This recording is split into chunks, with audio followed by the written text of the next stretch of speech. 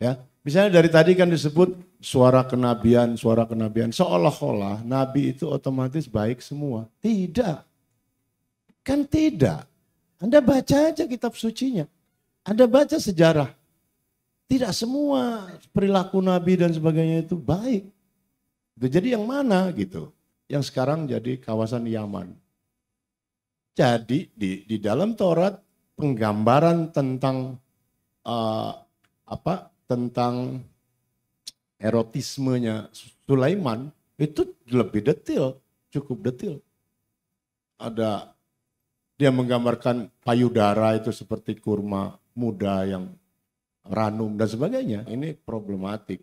Ya, kita terpaksa masih menumpukan sumber-sumber etika itu hanya dari agama atau dari the so-called saint, orang-orang suci di agama. Karena kita belum menemukan sumber lain yang lebih meyakinkan. Nanti saya harap akan ketemu yang berdasarkan neuroscience. Jadi humanisme yang betul-betul humanisme yang scientific. Selama ini kan nggak ada yang scientific. Semua itu kan emosi-emosi moralistik saja. Yang versi barunya misalnya Iran. Anda baca nggak 2-3 bulan lalu kasus yang di Iran itu? Ada anak muda perempuan dari kota kecil ke Teheran. Jilbabnya ini, kerudungnya ini kebuka sedikit aja. Ditangkap, digebukin, mati. Atas nama agama. Loh, di Saudi, Pak, tahun 2012 ini luput mungkin beritanya. Ada banyak tentu yang tahu juga. Ada satu sekolahan asrama putri, Diniyah Putri gitu, kebakaran Pak. Dalam keadaan panik mereka belum berbaju, belum berhijab dan sebagainya. Keluar rame-rame kan namanya kebakaran. Remaja 16 tahun, 17 tahun dihadang oleh mutawak itu, oleh ustadz-ustadznya. Karena tidak berpakaian layak. Aib katanya. Aib. Karena nggak pakai itu. Puluhan orang mati terbakar. Dimakan oleh api. Karena mereka mau menyelamatkan diri hanya karena masih pakai rok biasa. Belum itu nggak boleh sama ustadz-ustadznya. Aib. Masuk aja kamar, dipanggang di dalam. Tahun 2012. Apakah para ustadz itu dihukum? Sama sekali enggak. Menjalankan ajaran agama. Jadi setiap hari kekuasaan politiknya dijustifikasi oleh agama, oleh para ulama istana disebutnya. Sampai sekarang itu terjadi. Di Mesir yang namanya Grand Mufti Azhar itu ya tentu tunduk. Apalagi sekarang presidennya Abdullah Sisi, jenderal. Di Indonesia ya jelas tunduk MUI sama presiden kita. Di MUI itu dibikinnya juga bagian dari desain negara korporatis. Semua harus ditunggalkan.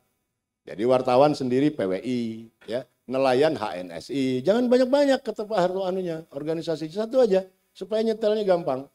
Nelayan, petani, ya, dan lain-lain. Ulama juga bikin repot ya. Ada apa, ada NU, ada Muhammadiyah. Gini aja, panggil satu-satu.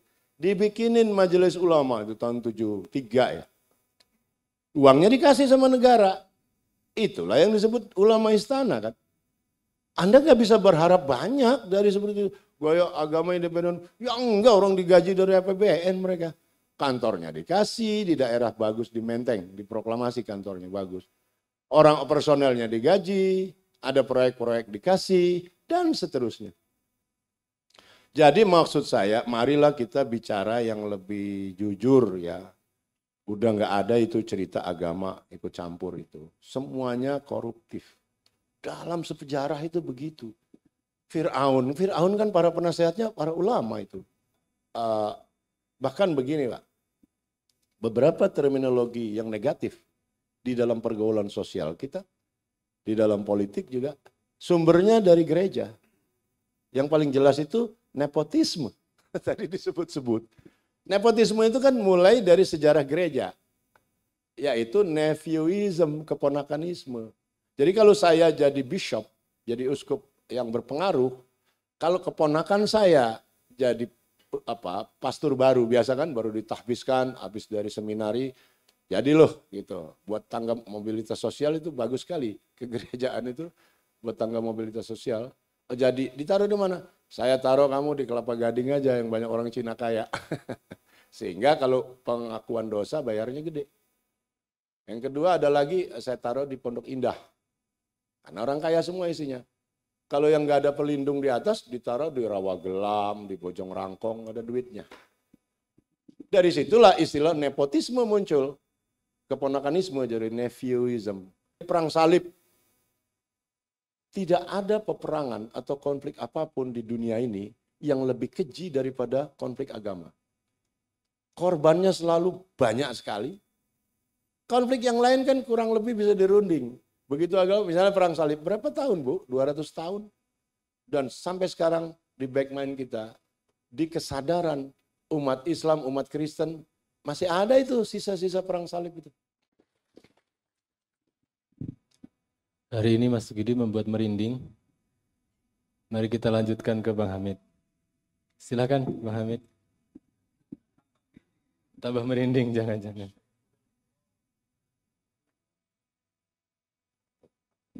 Oke. Assalamualaikum warahmatullahi wabarakatuh. Saya hampir terlena itu dialun oleh kata-kata bijak dari Sukidi. Jarang-jarang dia berpuisi seperti itu. Jadi saya happy karena dapat kesempatan mendengar puisinya. Saya kalau ngomong soal agama sebetulnya sangat bingung ya Pak.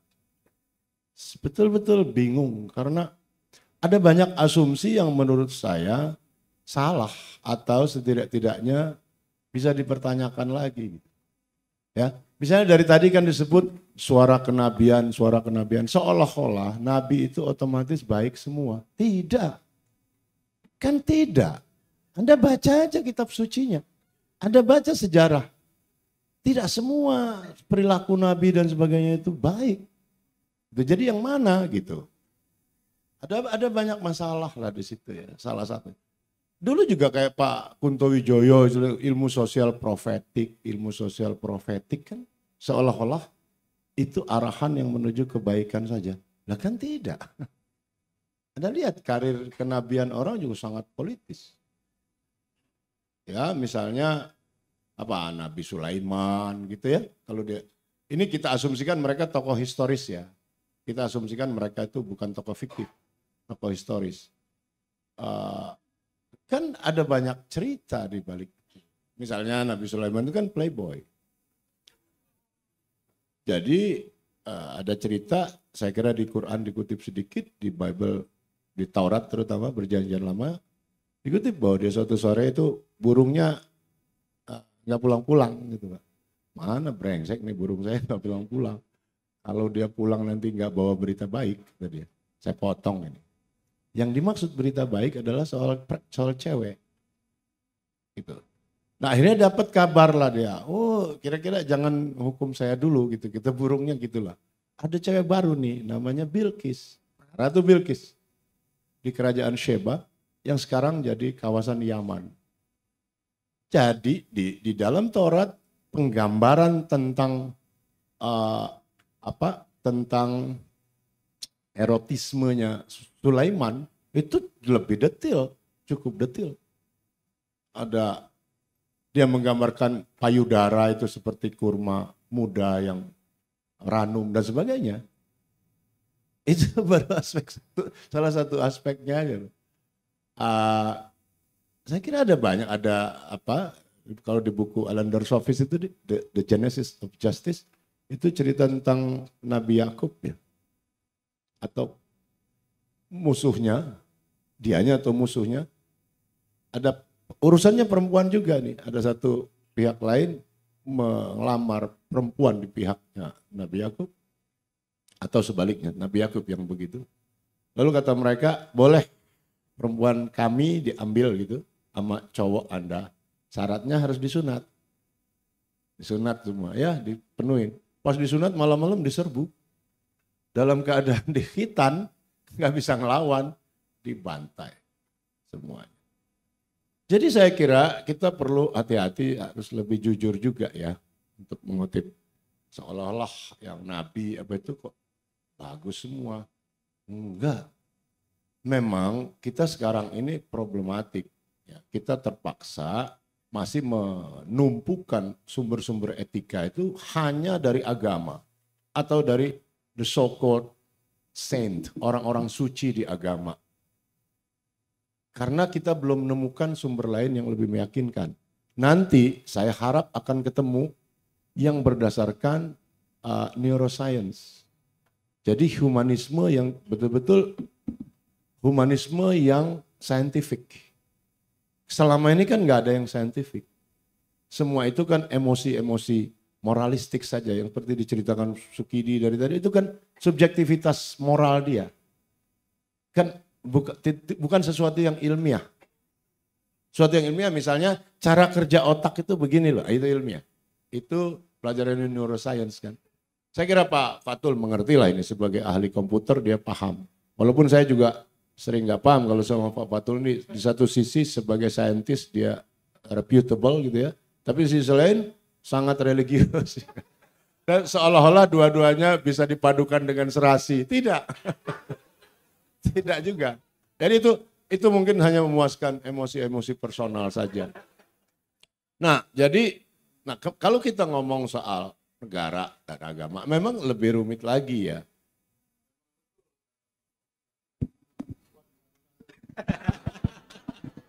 Enggak bang, ini bang.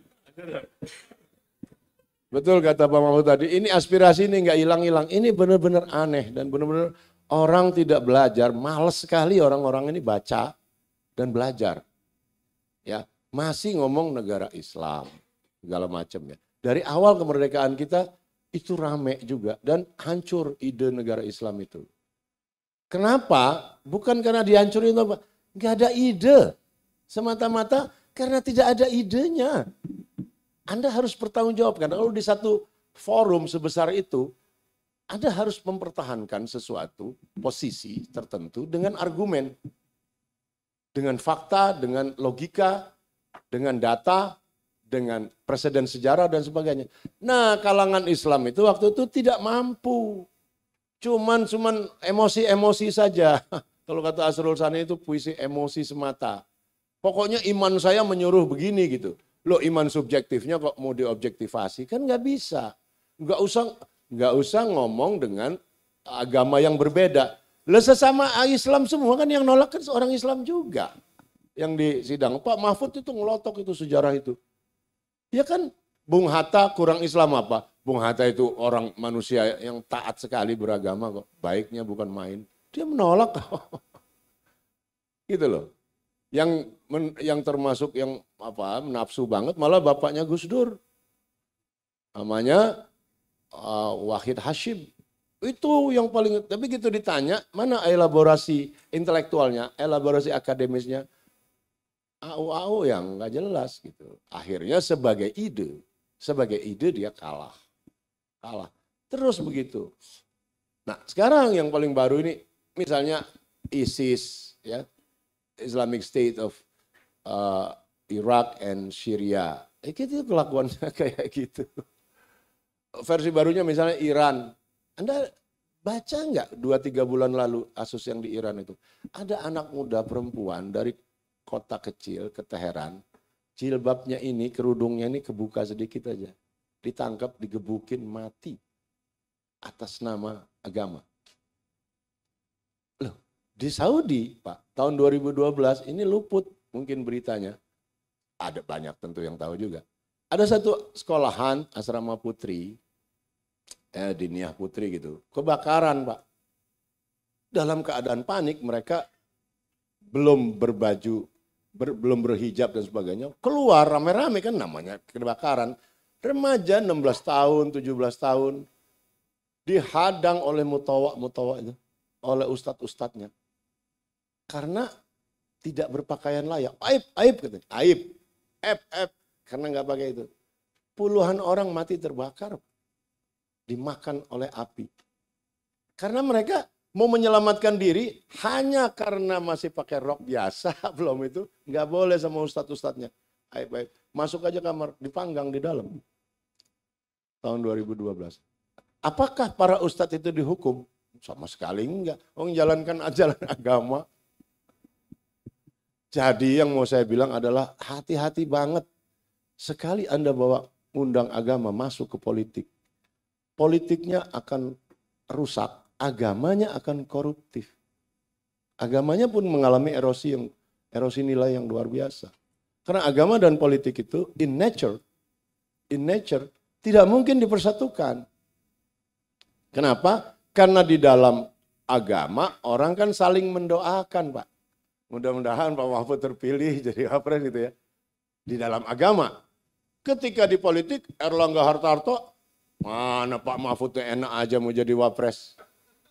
Dikata-katain Mahfudnya. Baru dari masjid didoakan. Jadi agama adalah wilayah integratif. Itu bahasa sosiologisnya keren. Bahasanya Peter Berger dari sekutip-kutip tadi kira-kira gitu. Agama itu wilayah integratif ketika orang bersama-sama. Itu ya sama Pak Asma'i, saya pura-pura seneng mendoakan Pak Asma'i. Di luar, di dalam politik kan berlawanan. Enggak mungkin Anda mendoakan lawan politik Anda. Walaupun Anda sama-sama NU atau sama-sama Muhammadiyah, kan musuhan dalam politik. Nah karena itu ya misalnya di Iran gitu, orang bilang Iran udah nggak ada lagi ulama. Why? Karena ulamanya jadi pejabat negara semua. Begitu dia jadi pejabat negara, otomatis keulamaannya rontok. Di NU terjadi juga tahun 50-an. Ketika kiai-kiai kampung pada jadi pejabat P3NTR di kecamatan, di kabupaten. Sehingga orang-orang warga biasa itu yang biasanya kalau mau nyunatin anak, ya kiai kapan ya sebaiknya nyunatin anak, kapan saya ngawinin anak. Mau bertanya nggak ada lagi, kiainya udah ke kecamatan, udah jadi pejabat. Tahun 50-an begitu. Di Jawa gini, saya kira. Ada satu kasus lagi untuk melengkapi ini contoh. Quraish Shihab. Quraish Shihab itu dulu Pak, sebelum jadi menteri, dia menjadi ustadz lah, ya, penceramah di pengajian-pengajian rumah di keturunan Arab terutama. Kan dianggap hebat, Quraish Shihab nih lulusan summa cum laude, dari itu kiai hebat lah gitu ya, ulama besar. Pindah mingguan atau 2 mingguan atau bulanan. Nanti di rumahnya si Anu, biasanya rumah orang kaya dong, orang kaya yang bisa nyediain. Rumah si Anu, begitu dia jadi menteri berhenti. Nggak bisa lagi kan? Nggak bisa lagi membimbing umat dalam tanda petik ya. Karena udah jadi pejabat negara. Artinya apa Pak? Kalau agama dan negara bersatu, pasti yang pertama kalah agama. Bukan negaranya. Ini yang terjadi di Saudi misalnya. Tahun 32, Ibnu Saud keluarganya berunding sama orang-orang Wahabi. Kita kuasain ini, saya ngurus politiknya kata Saud. Kamu ngurusin agamanya ya. Siap, deal. Dibagilah kekuasaan. Apa yang terjadi? Ya kalah terus. Tadi yang disebut melegitimasi tadi terjadi setiap hari. Kekuasaan politiknya dijustifikasi oleh agama, oleh para ulama istana disebutnya. Sampai sekarang itu terjadi. Di Mesir yang namanya Grand Mufti Azhar itu ya tentu tunduk. Apalagi sekarang presidennya Abdullah Sisi, jenderal. Di Indonesia, ya jelas tunduk MUI sama presiden kita. Di MUI itu dibikinnya juga bagian dari desain negara korporatis. Semua harus ditunggalkan. Jadi wartawan sendiri PWI, ya, nelayan HNSI. Jangan banyak-banyak kata Pak Harto anunya, organisasi satu aja supaya nyetelnya gampang. Nelayan, petani, ya, dan lain-lain. Ulama juga bikin repot ya. Ada apa, ada NU, ada Muhammadiyah. Gini aja, panggil satu-satu. Dibikinin majelis ulama itu tahun 73 ya. Uangnya dikasih sama negara. Itulah yang disebut ulama istana kan. Anda nggak bisa berharap banyak dari seperti itu. Gaya agama independen, ya enggak, orang digaji dari APBN mereka. Kantornya dikasih, di daerah bagus, di Menteng, diproklamasi kantornya bagus. Orang personelnya digaji, ada proyek-proyek dikasih, dan seterusnya. Jadi maksud saya, marilah kita bicara yang lebih jujur ya. Udah nggak ada itu cerita agama ikut campur itu. Semuanya koruptif. Dalam sejarah itu begitu. Fir'aun kan para penasehatnya para ulama itu. Iya kan? Ramses II terutama ya. Ramses II itu yang di zaman Musa katanya Ramses II. Kan Fir'aun ada ratusan orang. Nah, yang di masa Musa kan Ramses II. Tapi Ramses II juga di luar urusan ininya, dia itu presiden yang hebat, Fir'aun yang membangun negerinya. Gitu. Kalau dalam satu pandangan keagamaan kan sepenuhnya negatif. Yang enggak. Dia sebagai pemimpin capable, sebagai pemimpin politik, dia ngebangun negerinya, Mesir.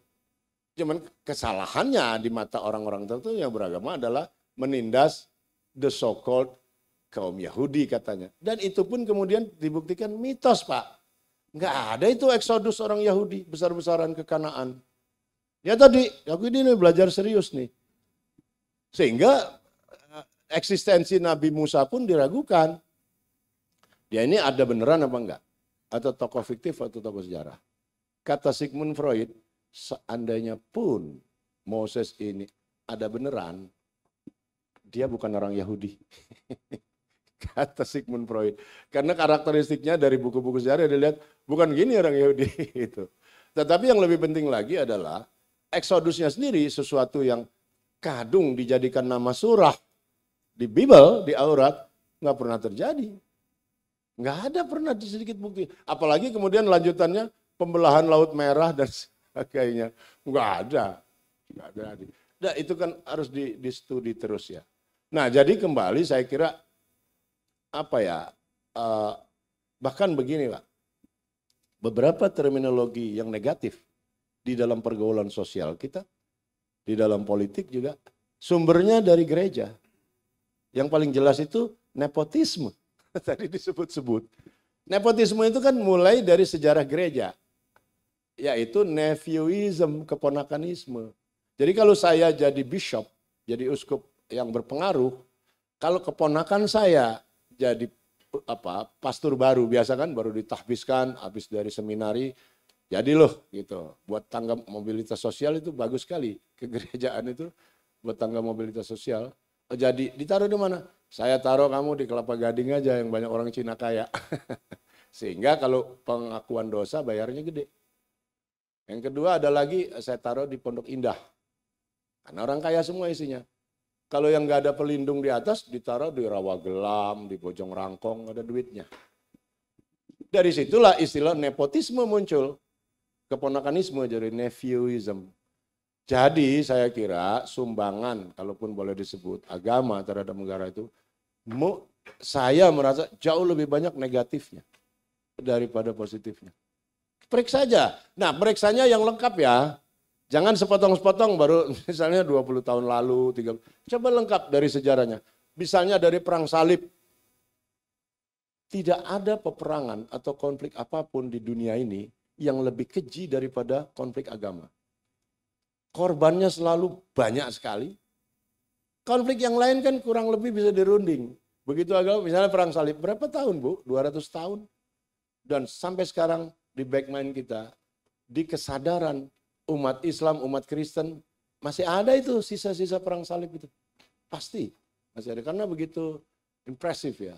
Lama, korbannya banyak. Jadi konflik antara agama itu yang paling mengerikan dalam sejarah umat manusia. Tidak ada yang lebih mengerikan daripada agama. Nah, kembali kalau gitu pertanyaannya, apa benar agama itu membawa kebaikan melulu? Enggak ternyata. Lihat aja sejarahnya. Ada lagi satu misalnya, ya. Ini kemudian ditiru di dalam adegan film Game of Thrones yang terkenal itu. Jadi Game of Thrones itu ada raja punya anak perempuan, ininya cacat Pak. Jadi belang hitam gitu. Oleh dukunnya dibilang ini sumber kesialan. Jadi harus dikorbankan. Dukun si raja, selalu raja-raja punya dukun. Di mana-mana. Mengatakan gitu. Jadi intinya suatu kali dibakar hidup-hidup. Karena syaratnya bakar hidup-hidup anak ini. Adegan itu mengerikan sekali. Ternyata itu dari Bible. Jadi di Bible itu ada satu raja kecil di Sumeria. Ada banyak kerajaan kecil. Yang dia ini kalah terus kalau perang. Beberapa kali kalah. Jadi dia bernazar Pak.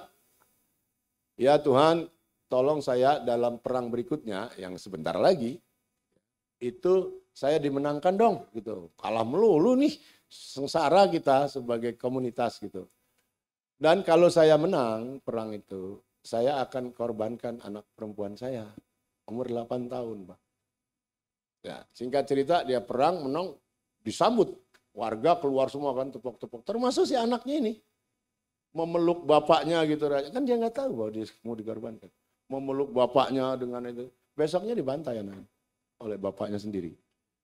Karena dia udah bernazar. Cerita-cerita horor semacam itu, Pak, bukan ada di novel detektif atau novel horor. Di kitab suci adanya, Pak. Anda nggak baca kitab suci masalahnya. Saya kira pastor-pastor itu juga, Bu, nggak baca kitab suci. Nggak ada, mereka baca itu kelihatan sekali. Karena yang dikutipnya seenaknya yang kecil. Padahal isinya mengerikan sekali, banyak sekali yang menakutkan. Yang mengerikan. Nggak usah sama agama lain, saya udah cerita kemarin ya. Dulu di zaman Belanda kita di sini, saya dengar dari orang-orang tua yang sekolah Belanda di sini. Waktu Belanda masih menjajah, kelas-kelas itu isinya poster-poster orang-orang Protestan lagi disiksa oleh orang Katolik. Itu jahat juga Belanda tuh. Masa anak-anak kecil dijejelin kayak gituan gitu. Hanya untuk mengatakan bahwa Katolik itu jahatnya luar biasa. Kami orang Protestan ini korbannya gitu. Nih yang dilakukan pemuka-pemuka Katolik terhadap kami, orang Belanda ya. Itu jadi murid-murid kita itu terekspos dengan itu, masih kecil juga. Apa nih? Ada yang lagi ditarik 4 kuda karena orang Protestan disiksa habis-habisan oleh orang Katolik. Itu bagian dari kampanye Belanda untuk mendiskreditkan Katolik. Gitu. Sejauh itu mereka. Nah, tadi disebut-sebut oleh Pak Mas Geri bahwa yang negara sekuler itu Perancis dan Amerika. Untuk Perancis benar, untuk Amerika tidak. Perancis dulu disebutnya, dijulukinya the daughter of Catholicism. Saking hebatnya dia dari segi Katolikisme gitu loh. Karena begitu banyak pelanggaran, begitu banyak violation dan kekejian brutal gereja Katolik selama ratusan tahun di Eropa, maka begitu setelah Revolusi Prancis 1789, mereka udah jadi sekuler dan mengembangkan jenis sekularisasi disebut laicite. Disitulah dia benar-benar ini nggak bisa. Agama ini benar-benar merusak gitu. Kita harus tegaskan. Nah dalam hal itu dia perlakuannya sama. Yang Islam nggak boleh pakai jilbab, yang Kristen nggak boleh pakai rosario, misalnya di dalam kelas gitu. Yang Yahudi juga nggak boleh bawa-bawa macam-macam. Ini netral. Karena apa? Karena traumanya luar biasa mereka itu terhadap gereja Katolik. Di Amerika tidak pernah mengalami sejarah yang penuh darah seperti orang Eropa. Makanya di Amerika sekarang pun Kristennya lagi genit-genitnya. Protestan ya, di Amerika. Sampai ada buku saking jengkelnya, ada bekas hakim konstitusi, namanya Marcy Hamilton. Sampai nulis buku, judulnya God versus Gavel. Maksudnya ini Tuhan melawan palu hakim gitu. Karena dia jengkel betul. Kenapa? Semua kegiatan agama di Amerika itu dimanja sama negara. Gitu loh. Jadi istilah separation of church and state itu hanya di atas kertas dan itu tidak ada di Declaration of Independence, Pak. Jangan salah. Itu adalah jawaban Thomas Jefferson ketika ada orang mau minta First Amendment. Itu jawaban dia disebut, ya nanti kita pisahkan, kata Thomas Jefferson, antara negara dan, karena itu permintaan dari kelompok baptis. Waktu itu baptis ditindas, Pak. Jadi kalau begini caranya, kami yang minoritas gitu, maksudnya sesama Protestan loh, pada lain sekte aja, ditindas dong gitu. Kata si Jefferson, ya nanti kita susun. Itulah yang kemudian jadi First Amendment. Di Declaration of Independence nggak ada prinsip separation of church and state itu. Dan itu hanya di level aturan. Di dalam praktek sangat religius. Amerika itu negeri religius. Sehingga dulu ada dosennya Sukidi itu namanya Stephen Carter, nulis buku The Culture of Disbelief. Dia meratapi itu Bagaimana ini orang Amerika ini, bangsa kita ini sudah nggak lagi punya agama, nggak punya faith, nggak punya belief. Dibantah sama yang lain, ngawur kamu. Nih Amerika nih, kamu bilang nggak religius apa, 100% religius. Dari mana munculnya? Satu, data kepemilikan Bible. 90% orang Amerika nyimpen Bible. Dua, kunjungan ke gereja masih sangat tinggi, dan seterusnya. Itu yang disebut televangelis. Anda nggak percaya dengan kekayaannya, menakjubkan itu. Orang televangelis itu. Sehingga dulu ada yang kena kasus skandal seksual namanya Jimmy Swaggart. Dipecat oleh denominasinya, kan denominasinya banyak. Dipecat, dia nggak terima, dia bikin sendiri, bikin baru. Kenapa? Karena penghasilannya 150 juta dolar per tahun waktu itu. Kalau dipecat, habis dong rezeki gua gitu. Semua sekarang yang top siapa tuh? Austin ya. Salah satu yang paling kaya itu, anak muda umur 40-an, Austin yang agak gondrong. Trump punya penasehat spiritual namanya Paula White. Benar-benar kayak orang gila itu, Paula White itu. Apa di panggung gini, merapal mengundang roh-roh halus dari Afrika, gitu ada videonya. Dia itu bisa keluar masuk istana dengan enak dan punya pesawat pribadi. Jadi penasehat dari agama gitu. Jadi nah misalnya buku teks biologi aja yang namanya The Origin of Species karangannya Charles Darwin nggak boleh diajarkan Pak di beberapa negara bagian. Akhirnya setelah ngotot-ngotot disepakati, oke, boleh, tapi harus dibikin disclaimer di halaman depan bahwa buku ini hanya teori. Ini goblok sekali toh. Tentu saja hanya teori. Ngapain ditegaskan lagi? Tetapi kalau gravitasi, fisika tidak disebut bahwa ini hanya teori. Sama aja kan statusnya dari segi ilmu. Teori graviti, atau gravifikasi, teori evolusi, teori macam-macam kan sama saja dari sudut status keilmiahannya. Tapi khusus untuk evolusi biologi nggak boleh. Harus disebut hanya teori ya anak-anak. Jangan lupa, jangan dipercaya nih gitu. Coba sejauh itu. Padahal kalau tanpa belajar evolusi, Anda nggak bisa ngomong apa-apa tentang manusia. Bagaimana mau meriksa ini? Orang ini kita satu kok. Memang evolusi mustahil dibantah. Di seluruh dunia ini nggak mungkin lagi ada orang, misalnya guru biologi yang nggak percaya. Nggak mungkin Anda jadi bahan tertawaan seluruh dunia. Kalau nggak bisa. Nah, jadi Amerika itu negara religius banget sebetulnya. Walaupun sebenarnya sampai sekarang kan orang Katolik aja nggak bisa jadi presiden di sana. Iya kan? Baru tahun 60 ada John Kennedy.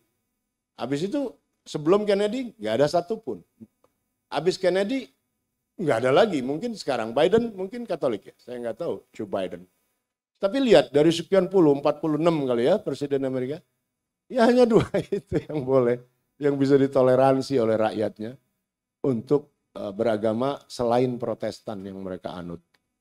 Nah, Protestan itu macam-macam lagi. Nah, jadi saya merasa mudah-mudahan lembaga yang dibikin Pak Mahfud ini bisa jadi clearing house gitu, yang once and forever kalau bisa. Paling sedikit dia bisa jadi sumber everything about study of religion and state gitu. Ini salah satu babonnya gitu. Semua literatur tentang ini diusahakan ada di sini. Sampai pada titik lembaga ini bisa ngeluarin semacam sertifikat tentang keahlian seperti beberapa institut yang nempel sama universitas ya. Mudah-mudahan dengan ini selesai lah, walaupun kita nggak mengharap dalam waktu singkat. Karena misalnya ide tentang khilafah segala macam, itu saya itu sampai pada tingkat marah dan jengkel. Karena betapa bodohnya pengikutnya ini gitu. Kok nggak ngerti segamblang itu? Baca nggak sejarahnya? Kan bisa dibaca, bukunya gratis, bukunya tinggal beli kok, banyak sekali. Khilafah itu kan cuma nama bahasa Arab, yang sekarang namanya presiden, di Iran namanya Khosrow, di Romawi namanya Kaisar. Jadi status khilafah itu atau khalifah sama sekali tidak ada hubungan dengan tingkat keimanan atau keislaman orang. Itu jabatan yang 100% sekuler.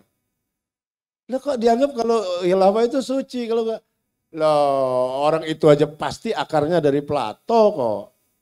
Mana mungkin kalau nggak dari Plato, kayak misalnya Imam Khomeini di Iran, wilayatul faqih katanya, karena Imam Mahdinya ditunggu-tunggu nggak turun-turun, dia ubah teologinya, dia modifikasi, oh nggak apa-apa, ini sementara diwakili oleh disebut wilayatul faqih. Para perumus kebijakan di dalam Sunni disebutnya ahlul khalli wal aqdi. Sama saja itu.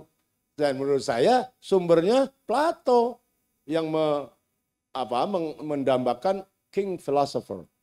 Jadi bagi dia seorang pemimpin, seorang raja haruslah juga seorang filosof. Filosof dalam arti orang yang berpikir ya, bukannya filosof profesional. Nah, di situ biasnya Plato. Kalau orang-orang goblok ya nggak usah milih gitu dia. Masa kamu negara ditentukan oleh orang-orang goblok? Nggak usah. Jadi nggak usah ada demokrasi. Dipilih aja di antara elit-elit yang bijaksana itu. Nah di dalam kasus Iran dirumuskan dengan wilayatul faqih yang 13 orang. Sekarang ketuanya Ali Khamenei. Dan Ali Khamenei untuk Anda ketahui saja berada di atas konstitusi. Nggak berlaku sama dia konstitusi. Dia pernah bukan dia ya, Imam Khomeini sebelumnya, membatalkan hasil pemilu. Jadi pemilu boleh, tapi kalau dia membatalkan boleh juga. Ini negara bercanda aja sistemnya. Sehingga pada lari itu, dulu namanya Ali Rajai. Ali Rajai yang kemudian jadi dapat 500 juta suara, guru matematik. Yang dapat besar, Bani Sadr terpaksa lari. Sampai meninggal di pengasingan dan seterusnya. Itulah yang terjadi. Nah, jadi sekarang orang ngomong khilafah. Loh kamu nggak ngerti apa? Orang sejarahnya begitu. Dan dia dengan asumsi bahwa khilafah itu Islami. Ya enggak. Itu kekuasaan biasa. Dan kalau Anda baca buku-bukunya, ya ampun, ya khalifah ini, khalifah itu. Tadi Pak Mahfud nyebut khalifah Harun al-Rashid ya. Harun al-Rashid saya kira dalam soal intelektual oke. Tapi dalam soal moralitas umum tidak bisa juga dipegang. Dia senang pesta juga. Khalifah-khalifah yang lain panggil penari telanjang dan sebagainya. Itu kehidupan yang biasa di istana mereka. Biasa saja. Nah yang satunya tadi Khalifah Umar bin Abdul Aziz. Yang suatu malam diketok. Kan gitu ceritanya yang paling umum. Ketok dia lagi kerja di kantor. Dia tanya dulu. Ada urusan apa? Urusan dari rumah. Urusan keluarga apa urusan negara? Urusan keluarga. Dimatiin dulu lampunya. Baru gelap-gelap baru dibuka. Ya ada apa? Loh kok dimatiin? Ini kan dibiayai negara lampunya gitu ya. Kamu kan ngomong mau urusan keluarga. Jadi nggak boleh dibiayai negara. Wah, semua orang kagum sampai sejauh itu ya. Khalifah ini menjaga amanah anggaran negara gitu kira-kira. Satu, hanya itu yang bisa ditunjukkan. Jadi saya dari kecil udah baca itu. Saya lagi nunggu mana contoh lain betapa khalifah itu bagus gitu loh. Nggak banyak. Itu aja yang jadikan contoh. Artinya memang langka contoh-contoh mulia kayak gini. Bukan nggak ada, tapi langka sekali. Buktinya ada ratusan khalifah yang ditunjukin cuma ini itu. Yang kedua ada khalifah namanya Al-Qadir Billah kalau nggak salah. Khalifah Abbasiyah. Pada suatu sore yang cerah dia memesan buku sama Al-Mawardi namanya. Tolong bikinin buku deh. Muncullah buku judulnya Al-Ahkam Al-Sultaniyah. Dijadikan buku awal dan buku standar untuk teori dan filsafat politik Islam. Itu pesanan raja untuk melegitimasi posisi dia. Nah sebelumnya yang suka mesen itu juga Khalifah Malik bin Marwan dari Umayyah dia. Jadi beberapa ritual kita, maulid Nabi segala macam itu sebenarnya dia yang ngedesain. Semuanya dalam rangka memberi justifikasi dan legitimasi terhadap kekuasaannya. Itu ya Anda bisa bilang biasa, Anda bisa bilang luar biasa, tapi itulah faktanya. Nah, terakhir nih ya, saya mau ngasih tahu aja tentang Sukidi nih. Dia ini belajar agama di paling akarnya, cuman dia kan orangnya nutup-nutupin. Padahal dia tahu yang lebih dalam dari itu. Nah, segini sebagai perbandingan aja ya. Di dalam Kristen, di Amerika muncul gerakan namanya The Jesus Seminar tahun 1980. Apa itu? Mau melihat Yesus historis istilahnya. Yesus sebagai manusia, sebagai nanti potretnya akan beda sekali daripada Yesus sebagai nabi dan sebagaimana dipuja-puja oleh umatnya gitu. Yang juga putra kudus lah, roh dan sebagainya. Nah, para sarjana ini orang-orang Kristen sendiri juga, di situ hebatnya mereka. Di Islam belum sampai ke situ sampai sekarang, nggak ada yang sanggup. Padahal yang kritis banyak. Nah, di Kristen itu para sarjananya udah mulai ngotak-ngatik itu dan muncul dengan macam-macam produk. Misalnya produknya itu saya pernah lihat tuh. Bibelnya diedit, ya, dikasih tanda Pak. Misalnya kata-kata ada pakai 5 warna dia kalau nggak salah. Kata-kata Bible tertentu yang diragukan keasliannya dikasih tanda apa gitu. Yang ini diragukan kata-kata Yesus dikasih tanda apa. Semua ada keterangannya untuk melihat bahwa kitab sucimu itu bukannya beres begitu saja loh. Ada banyak masalah nih. Ini menurut riset kami gitu-gitulah. Nah, itu matang tuh. Bagus sekali produk-produknya. Misalnya ada orang namanya James Tabor sekaligus arkeolog. Dia meneliti di Yerusalem dapat izin. Lalu muncul dengan istilah bahwa, dia ketemu peti, isinya 12 orang, 12 tulang maksudnya. Salah satunya Yesaya. Dia menduga keras, ini Yesus nih. Gitu. Sama bapaknya dan sebagainya. Lalu dia minta sama pemerintah Israel untuk diperiksa tulang ini. Dia mau tahu DNA-nya, karena dia yakin betul udah 99% ini Yesus. Nah, kalau ini terbukti Yesus, kan semua tesis dan keyakinan selama ini runtuh, Pak. Karena misalnya termasuk orang Islam kan percaya dia nggak punya ayah, kan gitu. Ini ada ini ayahnya. Tabor bilang ayahnya itu serdadu Romawi, orang Yahudi tapi serdadu Romawi. Dan begitu dia meninggal, dia digantikan oleh adik kandungnya. Nah, karena asumsinya Yesus tidak bermaksud bikin agama. yang ngebikinannya Paulus kira-kira 70 tahun kemudian gitu kira-kira. Macam-macam. Itu diceritakan semua sama si James Tabor. Sampai hari ini saya duga hasil tes DNA itu tidak dikeluarkan oleh pemerintah Israel. Karena takut menjaga kegemparan. Kalau itu dikeluarin, wah orang Israel tambah dibenci oleh orang-orang Kristen. Karena dari dulu memang dibenci. Nah, Anda jangan lupa, seluruh orang Yahudi itu tanpa kecuali menurut gereja Katolik berdosa karena membunuh Tuhan. Sampai sekarang fatwanya itu belum dicabut, Pak. Fatwa yang bilang bahwa seluruh orang Yahudi itu bersalah karena membunuh Tuhan itu belum dicabut sampai sekarang. Sudah ratusan tahun. Yang baru dicabut kira-kira 8-9 tahun lalu, baru saja adalah Galileo tadi yang disebut. Galileo Galilei dicabut hukumannya. Udah bersih. Makanya begitu pencabutan fatwa Galileo ini terjadi, orang Yahudi pada teriak, "Mbok sekalian," gitu loh. Sekalian fatwa yang menghukum kami sebagai bangsa itu dicabut juga. Itu nggak bisa, kata gereja Katolik. Ntar dulu, itu soalnya lain, belum. Jadi sampai sekarang itu belum dicabut. Sehingga secara teoritis bagi orang Yahudi, setiap saat dia masih bisa dipogrom istilahnya. Bisa dipersekusi. Yang menyuarakan kekhawatiran ini termasuk siapa? Henry Kissinger. Bagi Henry Kissinger, ya oke lah kata dia, saya orang terhormat, menteri luar negeri. Saya khawatir nasib anak saya di Amerika ini. Bahaya banget. Karena tadi orang belum dicabut kok. Sehingga secara teoritis gereja Katolik atau para pasturnya bisa ngomando, bunuh orang Yahudi, ini dasarnya. Tidak hanya secara teoritis ya. Itulah yang ditakutin oleh orang Yahudi. Orang belum dicabut kok. Berarti secara otoritas nyawa kami ini senantiasa terancam oleh orang Kristen, oleh Katolik. Nah belum dicabut. Nah jadi saya mau bilang bahwa studi-studi yang dipelajari oleh orang seperti Sukidi ini luar biasa Pak. Luar biasa mencerahkan juga, membuat kita mata kita terbuka lebih lebar. Ada banyak mitos di dalam agama yang satu persatu oleh para arkeolog itu disiangi gitu, jadi terang gitu. Sehingga ada banyak ketidaktahuan atau kebingungan kita juga bisa terjawab kalau kita berani membaca karya-karya orang-orang seperti gurunya Sukidi itu.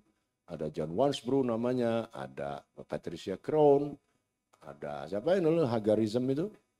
Banyak buku-buku semacam itu yang membuka mata kita lebih lebar gitu loh. Sehingga kita jadi lebih arif. Oh, ini sebetulnya mitos yang dipelihara. Oh, ini sebenarnya tahayul-tahayul yang dikuatkan demi kekuasaan politik dan sebagainya. Karena isinya banyak sekali yang semacam itu, Pak, agama ini. Nah, jadi saya harap lembaga ini mengklarifikasi banyak hal, paling tidak di aspek soal agama dan negara ya, supaya keadaannya itu clear gitu, nggak ada lagi kekacauan atau nggak ada lagi pikiran-pikiran yang bukan-bukan, yang didasarkan pada ketidaktahuan, tapi sekedar pada keyakinan buta yang nggak bisa dibilang cerdas gitu. Dan dari segi itu kan dia melawan ajaran agama sendiri. Karena Anda nggak boleh bohong, Anda apa-apa harus ngomong fakta kan gitu. Ini kok berdasarkan hal-hal yang tidak faktual, mereka mempercayai sesuatu dan berjuang ke arah situ. Kan aneh sekali. Terima kasih.